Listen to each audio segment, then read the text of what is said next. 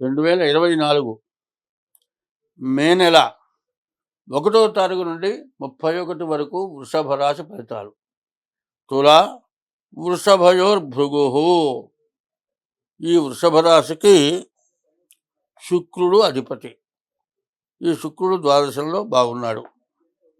అయితే ఈ రాశి వాళ్ళకి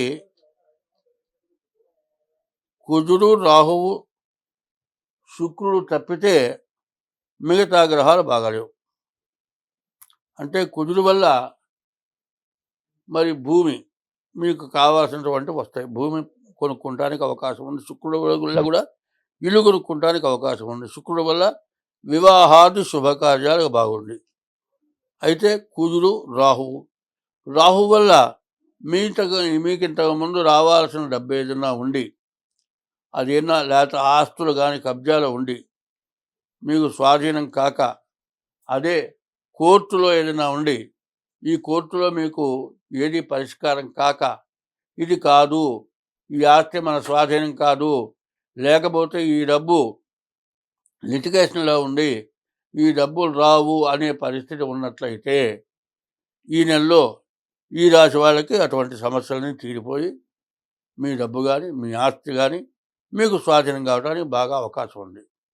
తర్వాత కుజుడు బాగుంటాం కాక బుధుడు కూడా బాగున్నాడు.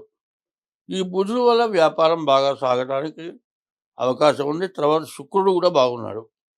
ఈ శుక్రుడు వల్ల ఇల్లు కొనుక్కుంటాడు. అయితే రెండు గ్రహాలు ఏమిటి, రాహువు, శుక్రుడు, ఈ 2 గ్రహాలే బాగున్నాయి.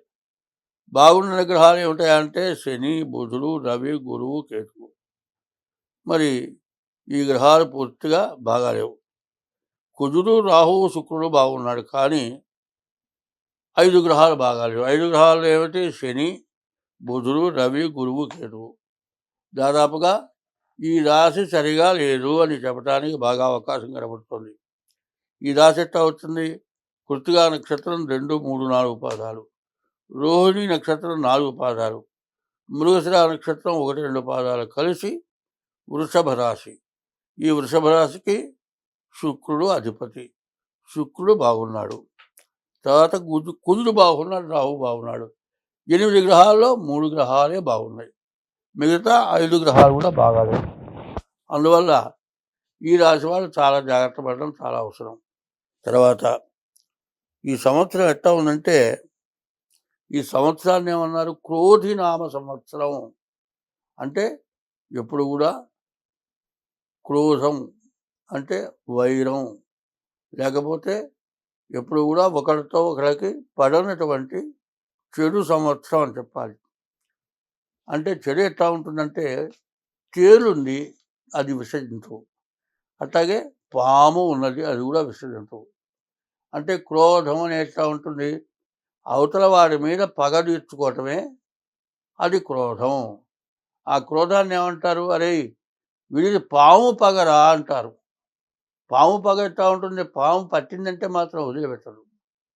ఈ సంవత్సరం ఉన్నటువంటి ఇది పరిస్థితి. ఇది ఇదివరకు ఎవరన్నా కొద్దిగా కోపం వస్తే మళ్ళీ సర్దుకుపోవటం, మళ్ళీ ఏదో కలిసిపోవటం, ఎవరో పరిష్కారం చేస్తే పరిష్కారం పడటం జరుగుతోంది. సంవత్సరం పట్టే పేరే క్రోధి నామ సంవత్సరం. ఈ సంవత్సరం ఎట్లా ఉంది, ఎండలు బాగా ఉన్నాయి, వానలు బాగా ఉన్నాయి, డబ్బులు బాగా వస్తాయి, డబ్బులు బాగా ఖర్చు అవుతాయి. మరి ఖర్చులు ఎక్కువ ఉన్నాయి, కష్టాలు ఎక్కువ ఉన్నాయి, సుఖాలు ఎక్కువ ఉన్నాయి. మరి సుఖం ఎట్లా ఉంటుందో దాని దగ్గరగా కష్టం కూడా వస్తుంది. కాబట్టి ఈ సంవత్సరం ఎప్పుడు కూడా చెడును పోగొట్టుకునే ప్రయత్నం మాత్రం ఖచ్చితంగా చేయాలి. మంచి ఎదుగుకి తప్పదు, మన మంచి మనకు వస్తుంది, కానీ మనతో పాటు వచ్చేటువంటి చెడుని బాగా గ్రహించి చెడు విషయంలో జాగ్రత్త పడటం చాలా అవసరం. కాబట్టి రాశి వాళ్ళు ఏం చేయాలి, శనికి 19,000 జపం చేయించుకోవాలి,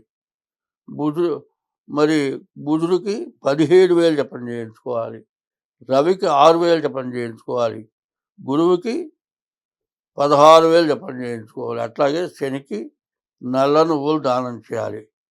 అట్లాగే బుధుడికి 17,000 జపం చేయించుకున్న తర్వాత పెసలు దానం చేయాలి, రవికి గోధుమలు దానం చేయాలి, గురువుకి శనగలు దానం చేయాలి. ఇవన్నీ కాకుండా ముఖ్యంగా చెప్పాల్సింది ఏమిటంటే మీ జాతకంలో పూర్తిగా దోషం ఉన్నది కాబట్టి ముందు మీ డేట్ ఆఫ్ బర్త్ ద్వారా మీ జాతకం చూపించుకోవడం చాలా అవసరం.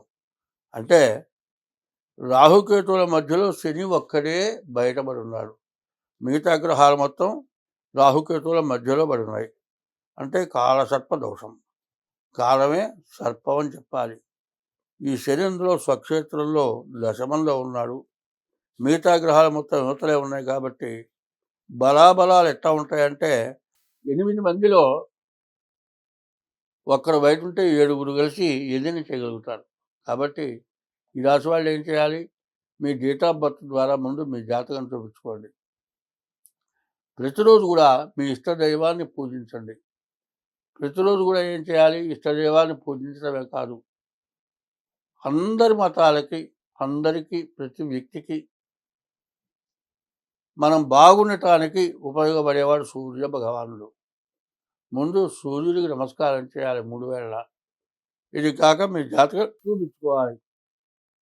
నిద్ర లేవంగానే దైవాన్ని తలుచుకొని నమస్కారం చేయాలి. ఎవరి మతానికి సంబంధించిన దైవాన్ని వాళ్ళు పూజించండి. ఇది కాక మీ డేట్ ఆఫ్ బర్త్ ద్వారా కానీ, మీ జాతకం ద్వారా కానీ మీ జాతకం చూపించుకోండి. మీకు అన్ని విధాలా బాగుంటుంది.